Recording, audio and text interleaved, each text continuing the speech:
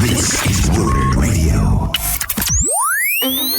On this episode of Warbird Radio, we're coming to you from the National Warbird Operators Conference in Dallas, Texas. We're joined now by artist and, spirits creator Dan White. And he's also got his lovely wife, Janice, here. And their daughter's in the background. You draw some really, really cool stuff, some fun stuff, and I think that's the name of the game here at cockpitcreations.com. But Dan and Janice, welcome to Warbird Radio. Well, thank you. Thank you very much, sir. It's a pleasure to be here. It's a pleasure to talk to you and be at an event that has so many unique egos and individuals running around.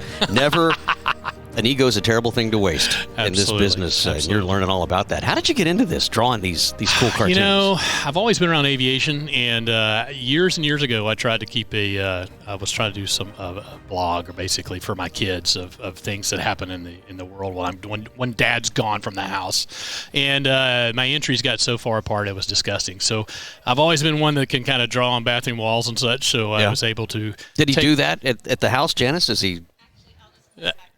Uh-oh. Let's see. Hang on. There we go. Try that. I'll just clarify one thing. There's a reason for the confusion. He refers to me as Mom, but I'm actually not his wife. Oh, well, okay. Well, that's fine. Well, I'm the director of operations, but he calls me manager of minutia. Yeah, it's my mom. So, what I started doing initially. That would make for an interesting show if we just kept going. Well, I know. Well, this is. I have a chair to throw across the room in a minute. So, I started doodling things that went on. I fly for an airline for a living, and I started kind of doing what goes on behind the cockpit door, and just started drawing themes and things that happen in the airline world. And one day I had someone ask me, the airline I work for used to have C-130s, so I decided to draw. Now, wait a minute. The airline you work for, you got to say that slowly, used to have C-130s. They had it is a airspace line that I work for, the only one that you call it that, so everybody probably knows what it is. Got it now. They had C-130s called L-100s, and this was years ago, they used them to haul engines and freight and all that. So I decided to draw one up, and I put it on our pilot's Facebook page, and I've got a really interesting reaction from several people that wanted to know if I could create a sticker. And one of the individuals, because the unit he was in, he was surrounded by what he quotes obnoxious Southwest and American guys, and he wanted to put them all over the hangar and irritate them as much as possible. All right, I see where this is going. That was the birth of really what has turned into a fun little adventure that I never thought I would ever be involved with. So I started drawing aircraft in just fun ways. I call them chubby little airplanes, but I flew. Well, they are kind of chubby little they're airplanes. Chubby. They're cute. That's what I always get. They're cute. I don't want to say they're caricatures. I'm not the guy at Six Flags that can draw a picture of your ex-wife and make you laugh, unless she's old and fat. I'm really good at drawing like old and fat flight attendants, but that's a whole other thing. So it kind of took on a life of its own. I started doing things for squadrons, and It's just been a fun adventure. What started off with cartoons about airline world led me into the world of spirits. I had an individual. Not like seances and tables raising. There's times where I feel like I may be haunted by some people that seem to make things go bump in the night. But otherwise, no. It's been what started off as a company called Aviation Heritage Spirits. It was a one-man show. Individual over there named Johan Braun reached out to me quite a few years ago. He liked my artwork and said, hey, because there may be something we can do together. And he did not have a U.S. representative. And at the time, I was like, sure, why not? Let me take a look at these. So I started, we made them as decanters. We started off with some interesting designs like Memphis Belle, and there's a C-47 called Night Fright that's over in the UK. I'm looking at the bottles right over here behind you there. Yeah, they're absolutely, you almost have I tell guys you have to hold one because you don't really appreciate the artwork that goes into this. I wish I could say that was actually my handiwork that created that, but I do the artwork. I work together with individuals to make it what the people want. So we started off going in the U.S. One of our individuals involved is a guy named Rick Van Dam, who is the guru of the L-29, L-39 world as far as Reno air races and such. And I got invited to go out there to make cartoon versions of all the jet aircraft that were racing at the Reno air races several years ago. And I had some of these decanters with me, and Rick and I were able to put our minds together and figure out a way that we could actually progress from having empty bottles to actually putting things that people like inside of them, which led us to bourbon. That was our initial offering. The first design that we did at that point in time, we were very fortunate to get together with Harry Stewart Jr., Lieutenant Colonel Harry Stewart Jr., who unfortunately just passed away. Harry was one of the last surviving original Tuskegee Airmen. He flew P-51s in World War II and had an aircraft called Little Coquette. So the original design, the first one we did at that point in time, was based on his aircraft. It was really, really neat. I have been very blessed and honored to have met some individuals like that in this environment. Like today, as we were able to experience Lucky's his stories and such from World War II. And these individuals that we run across are just like finding a diamond in the rough. But anyway, Harry was very gracious. He was a gentleman. He allowed us to utilize his name. He gave us his signatures, of which we took and put on a data plate that went with the bottles themselves. It just really made them a true. These are, I call them for their I love me items. There's something that if you really want right. something that, we all as pilots, once again, the word ego comes up, but, we all aspire to having a love me room. Some of us are allowed a box in the closet that their wives let us have, or some of us actually are lucky enough to have a room in the basement. Who, by the way, is not sitting beside you. No, not this time. As we have established.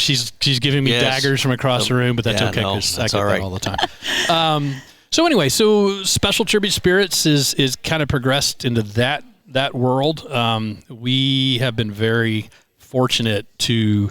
I kind of a long story. There's a gentleman named Huey Lamb, Lieutenant Colonel Huey Lamb, who lives in Austin. I was able to, about 6 years ago, I stumbled across some P-47 gun bay door panels that were in a basement in Germany. And I was able to acquire 4 of them, and I got them imported to the U.S., and I started looking around to try to find out if there were any P-47 pilots that are still alive in my area. I was able to meet Huey. Huey is just an amazing individual. He just turned 100. He flew P-47s and P-51s in World War II.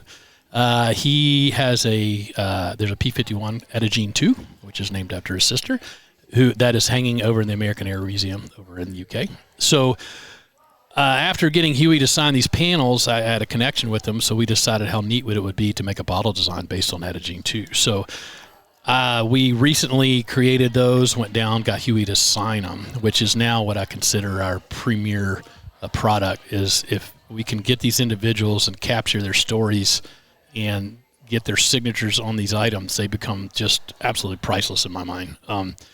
The company itself is all about telling the story of either the pilot, the event, or the aircraft. So there's so much to be commemorated in aviation, obviously, in the Warbird world that we're here. These guys can tell you hours and hours worth of adventures that are associated with these. And we're just trying to make a physical product that can commemorate these events. And Janice, please feel free. I will Janice, jabber and the jabber. Mom here, the manager of minutia. Right. Yeah. How did you get involved in this, Janice? So one of the other individuals that Dan ran into and met at the Reno Air Race was my boss, Pete Zaccanino. And I'm in Park City, Utah, and I was hired on into his, he has a private jet management company as well, and he brought me in. And once I came in, interviewed, he's like, you know what? I think you're a better fit for organizing these guys. for managing Dan. Yeah. Yes, that's a tall order, actually. That's where I got the title Mom. My first conversation with Dan was, hey, I love aviation, but I am a puppy in the dog park. I'm not even a dog at the dog park. I'm a puppy, and I just like to run around, meet people, and have lots of fun. And so I came in more from a logistics and an operations and that kind of thing. I'm not supposed to admit in public that my best friends are pilots, because apparently that's she doesn't choose wisely. A psychological analysis all in itself. Making bad decisions, but that's all right. Janice. Exactly. And she is our radar O'Reilly. How about that? Does that make more sense? I got you. Yeah. I got you. And so, but what I love about what we're doing is things like, so the Huey Lamb and the Colonel Stewart turned into our line called the Pilot Signature Series, and we are really trying to scramble and find as many World War II pilots get their stories, get their signature, and present them with their own legacy bottle. So if you're listening and you know somebody that would have, please the reach ability to have out. a bottle, Absolutely. that would be the way to go. Yeah, we're not limited to World War II. My dad flew in Vietnam. He did 2 tours on Yankee Station, and I still think of those guys that are 50 years old. They're not. They're not. It's one of my buddies is a guy named Casey Jones, who used to be in charge of the Blue Angels. He was number 1 in the 70s, and I just had lunch with him 2 months ago, and my gosh, Casey's in his 80s now. And these guys aren't going to be around forever, and we're losing them left and right. And if I can capture some A4 scooter guys or Sky Raider guys and tell the stories, or the F8 guys, and progress from there. And so that's what we're trying to capture with the pilot series. We also, though, we do capture the aircraft. So we have what we call the iconic series. We're looking to do our own releases of iconic aircraft that people can purchase on our website just because they love aviation and they want the Memphis Belle or our shark mouth design sitting on their bar because it's really cool. And it gets them talking on their favorite topic, which is aviation. Right, and that's no shortage of stuff to talk about. Exactly. Absolutely. So you can get that. And then we also, like Dan mentioned, coming across rare metal, we have our limited edition releases that we'll do. If we come across rare metal, we'll design something. So like we have the Berlin Express over there with the B25 metal. We were commissioned by the EAA for their anniversary to do an auction bottle with Tom Poberezny's bottle with the Red Devil. And what was interesting about that experience, Dan could talk firsthand, but he's going to start crying. It was pretty interesting. So for those who aren't familiar, Tom there was a group, Charlie Hillard was one of them, called the Red Devils, and they were Gene Soucy, and Gene Soucy, exactly. And so when Oshkosh came to us, pre-Christian Eagles, exactly. And if you ever go to the EAA museum, the aircraft are actually hanging in the atrium when you walk in. So Oshkosh came to us, EA said, hey, look, we've got our 75th anniversary coming up. Would you guys be willing to do something that we could have donated for Young Eagles? Absolutely. So they gave us metal from Berlin Express, the B-25, and they gave us material from Red Devil 3. So the artisan that is an absolute guru of creation, Johan, he was able to create these 2 that we were able to donate to the program. And I attended the event, and I did not realize at the time that Tom's wife was sitting across the table from me. And I had that bottle there, and when she saw it, she started tearing up. And I didn't realize he had just passed away the year before. So I was able to, talk to her about it, but it really stuck with me how much it meant to her. So last year, without her knowing about it, we were able to create another one, and with Oshkosh's help, we had her there and surprised her with it. And we've got a video. It's just, man, I still kind of tear up about it. But it's actually on our Instagram, Dan, if anybody wants to go. Okay. And she is such a sweet lady. And the thing, it was actually kind of funny because it was full of bourbon. And she goes, it's coming up on the 2nd anniversary in 2 days of my husband's dying. I think I'm going to go home and empty this bottle.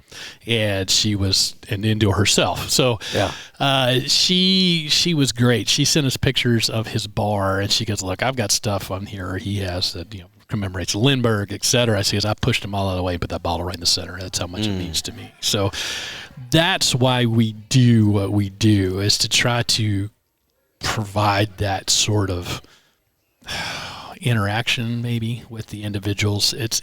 We all love aviation, and it's just anyhow, I'm sorry. No, it's Cockpit Creations on Instagram. Cockpit Creations for his cartoons and artwork. And then Special Tribute Spirits USA on Instagram. Special Tributes Spirits. Special Tribute Spirits USA on Instagram, but our website is specialtributespirits.com. Right. And that's where you'll find what we offer to the general public for sale, like the iconics we talked about. Or, we also do custom creations. So if you have a piece of aviation heritage of your own, that you want to turn into something. And you want to commemorate it. So we have a lot, especially with the Warbird crew here at the conference, we have a lot that are coming up, and they're commemorating their individual aircraft, and they're part of it and everything like that. So you can actually custom create with Dan's help. You'll sit with him, come up with the label that you really think is cool. And this is big for museums and we do it for museums. Want to get in on this for their own charity auctions. Absolutely. And we can set it up also for any museum. If they showcase it in their gift shop, then a percentage of proceeds will go back to the museum too. So we've set that up. It's a neat thing. We've been able to collect some unique metal that we associate with the bottles. We have a line in for Hap Arnold's personal B-25. We have metal from one of the last thuds that was in Southeast Asia. We actually were approached by Beale for the U-2 squadron to do a commemorative design. Last year was the 75th anniversary of the U-2. So we have that for those guys, but we actually may have metal possibly from the U-2, maybe. There you go. And we do modern aircraft too. I just want to throw that out there. I know we're at the Warbird. No, I get it. Yeah. You'll do anything, right? We got them all covered on our website in all eras. So. Well, Dan and Janice, who are not married, Yes. but she is his mom, the manager of Minutia. Thanks for stopping in to Warbird Radio. I hope we'll hear back from you. Thank you for having us. Absolutely. Thank you. You're very welcome. We'll be back with more from the National Warbird Operators Conference right after this. This is Warbird Radio. Welcome back to Warbird Radio. We're hanging out at the National Warbird Operators Conference in Dallas, Texas. And I'm joined by Mr. Congeniality. He was just nominated for the new award here at NWOC, the most personable, one of the friendliest. He's like a cute little golden doodle puppy when he comes around. Yes, you guessed it right. John Skipper Hyle joins me now. Give him 5 seconds and he'll offend someone, maybe even you. But John, welcome to the show. Thanks, Matt. You're my neighbor, and I think I apologize to your boys every time I see him. I say, I'm so sorry. I'm just so sorry. What was it like being raised by Skipper? That had to be grueling, because you don't tolerate stupidity very well, and well, anybody that knows you knows that. But no, we beat you up, and I'm glad you're here. You've got a new Stearman Act, by the way. Yes. Tell me about this airplane and about the Museum of the Forgotten Warrior, because this is a cool thing that you're doing down there in Luthersville, Georgia, which is 45 minutes from our farm. Well, the two boys you're talking about both wanted AMPs, so I convinced Mom that we needed a project in order to get them their AMPs. So we bought a Stearman pieces. Yeah, we had not even really a project at that point. I mean, no, it was, not really. Yeah. We had with the 3 pieces of wood that we had for the wings were actually built by Boeing, and I mean, except for the historic value, they were useful for kenneling, and that's about it. We had a frame. We had some other big pieces. It was on landing gear, but there was a lot of shopping on eBay, a lot of conversations with dusters and sprayers, and a lot of conversations with Mike Porter, who was a big help for us putting the airplane. So I supervised them in all of the construction of putting it all back together, and of course the AMP logs, and they worked with some other guys on other airplanes to do some stuff that we just didn't have need. But you got it flying now. Oh yeah. It took about 4 years to rebuild it. We got it flying. We had a few bugs to work out once the flying was worked. Last year I put almost 35, 40 hours on it. I was gone almost the entire month of July. Flew it to Geneseo, did their air show in it, and took it over to Oshkosh, did their air show in it. I took it down to Tennessee and left it there with friends for a while, and took it back up to the Stearman Restorers Association fly-in Galesburg, and then finally brought it home. And we are, right now she's in maintenance. We're also hanging an engine on the Harvard right now, so it's kind of busy in the hangar. And then Matthew just got his tailwheel sign-off a week or two ago with Job Savage, and now, in fact, I was just talking to Eric when you walked by that, yes, I can start checking him out in Stearman finally. Isn't that great? I mean, the insurance is a huge part of it. Eric Van Hoff and Brad Gardner Aviation Insurance, just great people here. I want to get into the Museum of the Forgotten Warrior a little bit, because we've had you on before, but if you've missed that episode with Skipper, you got to go back and look for it. But he'll tell you all about it right now, which is a cool idea. The people who didn't go to war but still served. Well, there are lots of folks that I have run into in my career that wanted, to defeat the Axis, or Germans and Japanese, whatever. Of course, everybody, Pearl Harbor, everybody's seen those old historic pictures of people lined up 4 times around the post office to go enlist on December 8th. And that's just the way the military works. You don't all get to be on the front line. You don't all get to be heroes. And I, years ago, when I was 17, I started working at an air show, and one of our guys had joined the Navy, going to fly Hellcats off the Essex and shoot down Japanese. And he got his wings, and we need Stearman instructors, so you're staying here. And became an instructor stateside. For 3 years. I ran into a guy at an air show, and I speak a little Navy, one of the reasons I had the call sign Skipper. And a guy told me that, I was in World War II. Well, what'd you do? I was an aviation carpenter's mate. The hell is that? I built Stearman wings for 3 years. So the guy joined the Navy, never got a campaign ribbon, never had sea duty, 3 years in Pensacola, building wooden wings. And on a more personal note, my wife is the dedicated war hero of the family. I watched Desert Storm, protected northern Honshu from killer whales and polar bears, saving after training an entire time in the Air Force to go fly fighter planes. And nope, we don't need you. You can stay here. You still flew fighter planes. You flew F-16s. Yeah. Your wife was a flight surgeon. And an F-16 squadron. Yeah. And which they may or may deployed. not have been how you met. Long story. We're not going to tie up the radio with that. But her squadron, she was in Moody at Valdosta. They deployed, and I was in Misawa, Japan, and we didn't. So, right. Yeah. But it worked out pretty well for the two of you. Yeah. And you've went on to have an airline pilot's career, and now you've got the museum. She went on to have a great career in the Air Force, as you said, and retired and is still doing great things. But the museum is the future focus, and it's in Luthersville, Georgia. You're displaying at air shows across the country, in the Harvard and in the Stearman.